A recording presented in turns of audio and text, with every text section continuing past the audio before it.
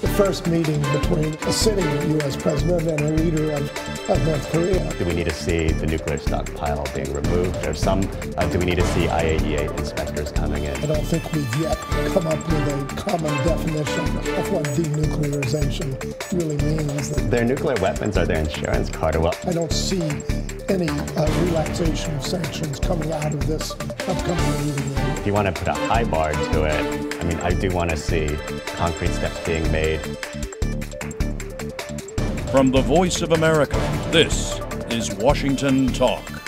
Hello and welcome to Washington Talk. I'm Eun-Jang Cho. We're only days away from the historic summit between President Trump and North Korean leader Kim Jong-un.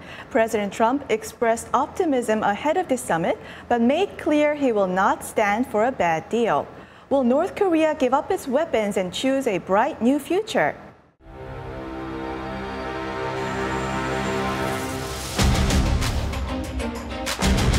We look forward to seeing you, and we look forward to the summit, and hopefully some wonderful things will work out.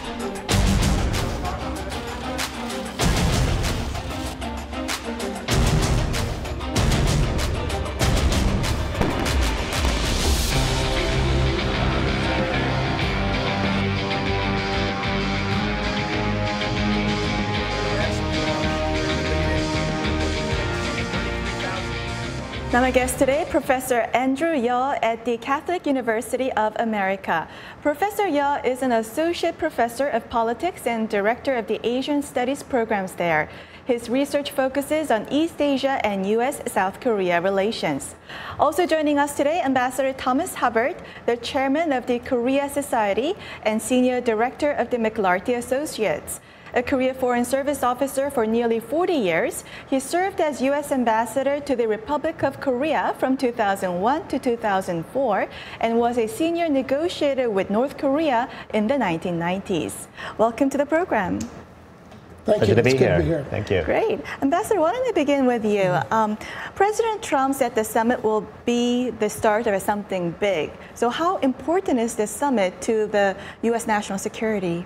Well, this is a very important meeting, first and foremost, because North Korea really is is probably the most pressing national security challenge that we face now in the United States and elsewhere in the world. So it's North Korea's nuclear weapons program, its missile programs are issues that need to be dealt with urgently. And it's also important because it will be the first meeting between a U.S. president and a leader of a sitting U.S. president and a leader of North Korea. It's a very unusual way of beginning these negotiations, but I, along with President Trump, hope that this will be the start of something big. Mm-hmm. Well, if any of you can take this question, Secretary Pompeo on Thursday at the White House said that to make denuclearization and security guarantee to happen, we need to make bold decisions. And Secretary said that he is hopeful Chairman Kim is prepared to make that decision for his country.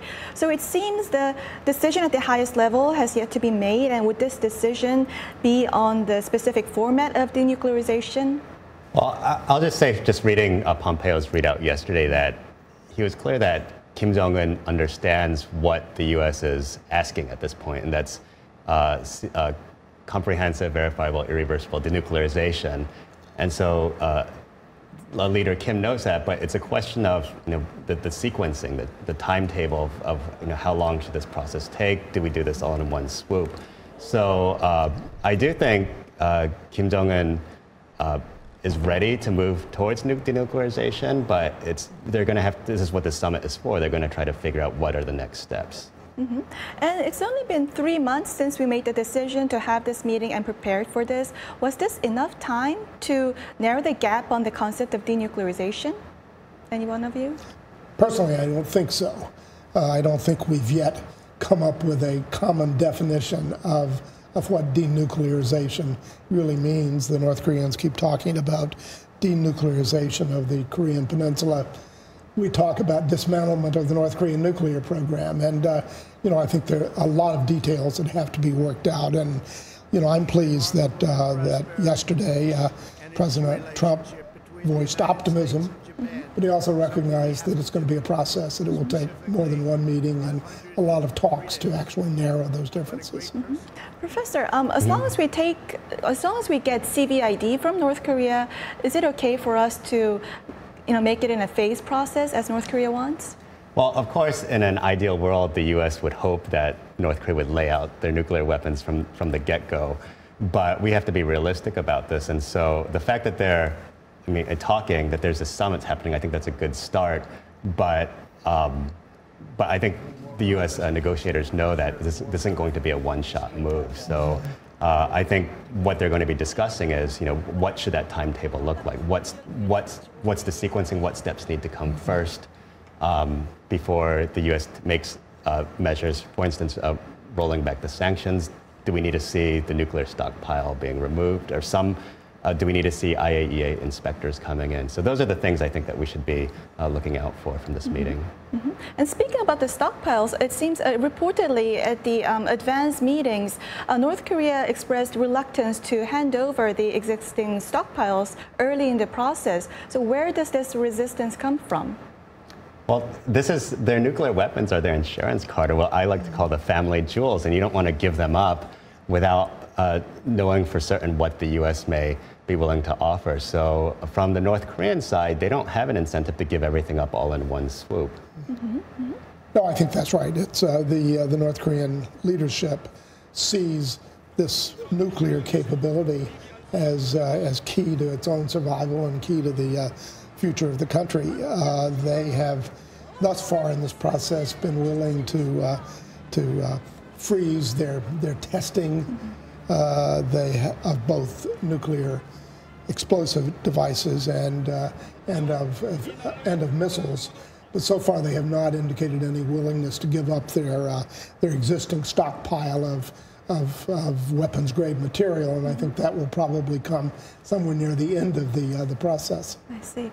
And another important pillar of this negotiations is giving security guarantee to North Korea. What should the United States not do in giving a security guarantee to North Korea? Well, the United States, of course, cannot guarantee the survival of a leader in any country, not to mention North Korea. But what we have indicated so far is that we don't seek regime change in North Korea, that we are prepared to work with the regime that exists there to resolve our problems. I do think the North Koreans are going to be looking for something more, and that something more may relate to the whole issue of peace on the Korean Peninsula and the role of the U.S.-South Korea alliance and our forces there as we go forward. And what about sanctions? When should we ease sanctions for North Korea? Well, I think the President Trump has made very clear that we don't plan to ease sanctions until we see concrete evidence that North Korea is giving up its nuclear weapons program and its missile programs and all of their elements. I think inevitably, once we get into talks, and particularly if we get into phase talks, which I also think is inevitable, that there's going to be some trade-off. Yeah, absolutely. From a starting position when you're bargaining, you don't want to give up the sanctions to begin with, and I do think that there has to be some concrete steps or measures to end the nuclear program before they roll back sanctions. There's some that are saying that the U.S. is going to have to offer something at the table because North Koreans have released the 3 Americans because they haven't tested any missiles or they haven't conducted any nuclear tests. But we really need to see concrete steps that North Korea is serious about denuclearization before the sanctions are rolled back. Otherwise, we're going to have the same cycle repeating again, as Ambassador Hubbard knows very well. What about human rights? Should we talk about human rights early in the process, or would that kind of be a hindrance to the denuclearization talks? In my view, human rights should be part of the process. But I think our priority objective is the elimination of the programs that threaten the United States and our friends and allies in the region, that is the nuclear weapons program and the missile programs. Right, I agree. 20 years ago, there wasn't as much discussion about human rights, but we had the UN Commission of Inquiry come out with a report. Everyone is aware about these North Korean human rights abuses. So, I do think the focus is on denuclearization, but I absolutely think that Trump should bring up the human rights issues, and I believe he will. At the State of the Union, he had addressed human rights. He's met with human rights defectors, and so I do think it's something that he should, and I believe he will bring up in his talks with Kim Jong-un. And Ambassador, you were in charge of preparing for the protocol for Secretary Madeleine Albright's visit to Pyongyang in 2000. So what was most notable about the North Korean officials in preparing for a high-level meeting with the United States? Well, they are very meticulous in their preparation, and they do want the visit to go the way they design it. And I have mentioned when I prepared Madeleine Albright's visit to Pyongyang, we were also exploring whether it was possible for President Clinton to visit Pyongyang. And so I discovered that we really couldn't, for example, the North Koreans would not tell us, when and where Secretary Albright would meet with Kim Jong-il, the leader of the time, until she arrived. Well, that's very hard to do. When you're dealing with a presidential visit, you need to know these things in advance. And so I think the fact that this meeting is not being held in Pyongyang, where the North Koreans kind of control the shots, is itself a plus. We are much better off doing it in a third country, and Singapore is a very good place. Well, before we go, my last question, first to Professor and then to Ambassador. So what would be a successful outcome for the United States from the summit? Sure. So, if we set a very low bar, that Trump doesn't walk out or get angry, that we actually have the meeting, but then also that there's some statement or commitment that both sides are willing to move forward with denuclearization. I think that would be a low bar success. If you want to put a high bar to it, I do want to see concrete steps being made, particularly on the North Korean side, for denuclearization. And then for the U.S., it may be too premature to talk about what the U.S. may be willing to give up, but for me, if it's a win if they actually come and have this meeting, and that sets the tone for whatever follow-ups are to come next. Ambassador? I agree with that, but I would add that I also hope this meeting will indeed be the start of a process that will lead where we're trying to go, which is to, in the end game, to eliminate North Korea's threatening nuclear and missile programs. And so if we can come up with a process, if we can come up with acknowledgement by the North Koreans that, dismantlement is what we're seeking at the end of the process, and set that in motion, I think it will be good. Well, on that hopeful note, we'll end this conversation here and watch video for our next discussion. Okay.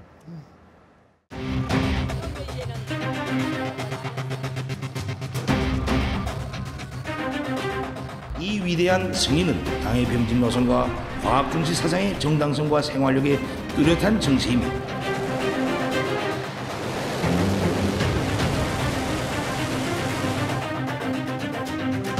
Be in his country, he'd be running his country. His country would be very rich, his people are.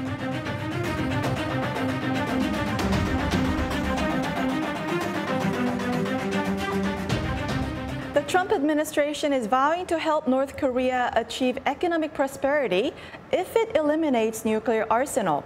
The idea is to have U.S. private companies make investments in North Korea and get neighboring countries, South Korea, Japan, and China, also make contributions. Now, Professor, can you envision major U.S. private investment in North Korea? Is North Korea an attractive investment destination? Well, I almost want to laugh when you say if it's an attractive investment place. Right? Currently, no, because of the sanctions.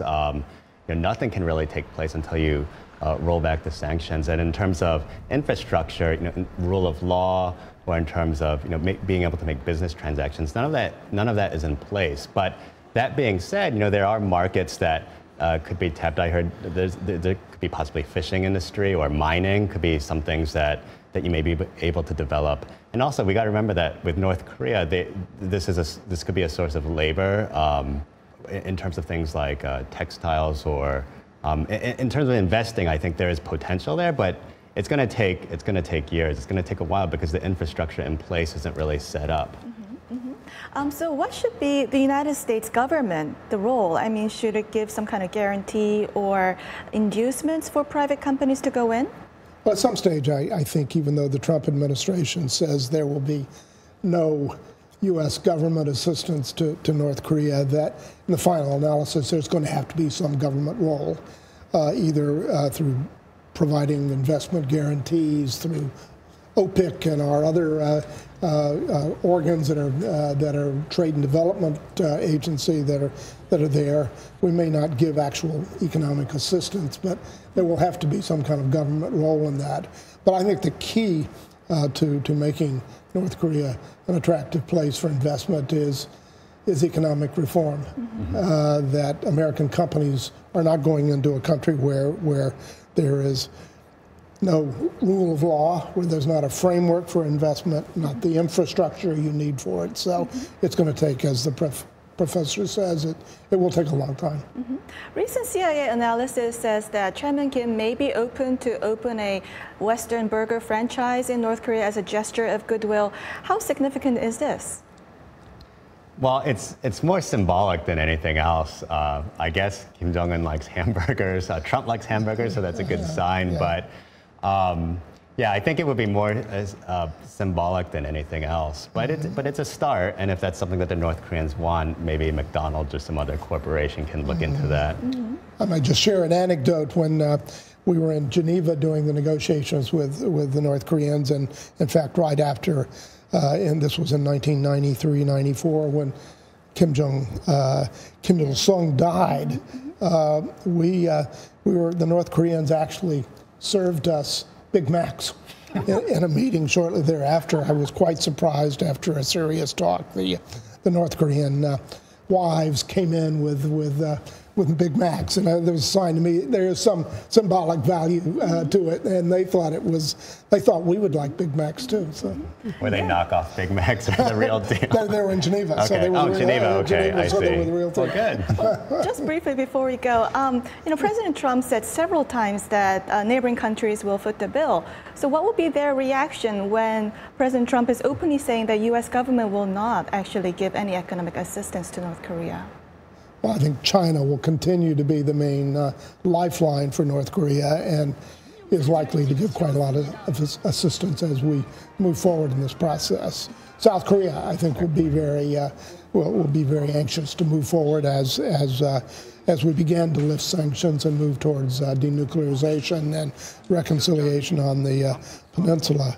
Japan will be more reluctant, but the big issue is the Japanese abductees. And Prime Minister Abe yesterday, after his meeting with President Trump, made very clear that there will not be Japanese assistance until they deal satisfactorily with that problem, as well as with denuclearization and elimination of threatening missiles. Well, we'll end discussion here and move on to our next segment. Now, time for the photo moment, a time to look at an interesting North Korea picture. Today we have pictures from Singapore. For local restaurants, upcoming summit between President Trump and Chairman Kim is a chance to introduce commemorative menus. Local dish, Trump Kimchi Nasi Lemak and Taco Summit are among the new menus developed. Now, Andrew, what's your reaction? Right, it's almost a comical image here, but I think it does show the hope, or there's an anticipation or expectation that something beautiful may come out of this meeting, to use Trump's phrase. So it is comical, but I think it's more on the side of optimism that something good will happen. Ambassador? Well, I agree with that comment, and I do think, we have two very extraordinary personalities involved here, and President Trump and Kim Jong-un, dictator though he is, showed a great deal of PR skill when he had his meeting with President Moon of South Korea and his visit there. And so, there is a certain excitement that somehow, as President Trump says, this meeting might be the start of something good, and this is well reflected in this picture. Yeah, well, that's all the time we have for this week. Thank you for joining us, Ambassador, Professor. Thank you. Thank you. Thank you. And this was Washington Talk from the Voice of America, and I'm Eun-Jung Cho. We will have a U.S.-North Korea Summit special programming on the 12th, so please join us then.